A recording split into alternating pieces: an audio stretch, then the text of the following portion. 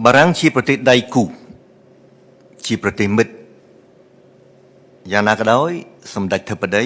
ដូចខ្ញុំបញ្ជាក់អំបញ្ញមិញអញ្ចឹងមិនបានសុំបារាំងឲ្យកាន់ជើងកម្ពុជាទេតែសម្ដេចធិបតីលោកស្នើសុំឲ្យប្រទេសបារាំងរបស់អាយដាមម៉ាក្រុងបន្តលើកដំកើងគោលការណ៍របស់ខ្លួនដែលស៊ីសង្វាក់គ្នាខ្លាំងមែនទែននឹងគោលការណ៍នៃប្រទេសកម្ពុជានោះគឺការគោរពច្បាប់អន្តរជាតិគោរពអធិបតេយ្យភាពនិងគោរពបូរណភាពទឹកដីនៃបណ្ដាប្រទេសនានានៅក្នុងពិភពលោកហើយដោយឡែកដើម្បីឆ្លើយតបឲ្យច្បាស់នឹងសំណួររបស់លោកវណ្ណសរាយសម្ដេចធិបតីមិនសុំការគ្រប់គ្រងឬការកាន់ជើងកម្ពុជាពីសំណាក់បារាំងពីព្រោះតាំងពីដើមទីមក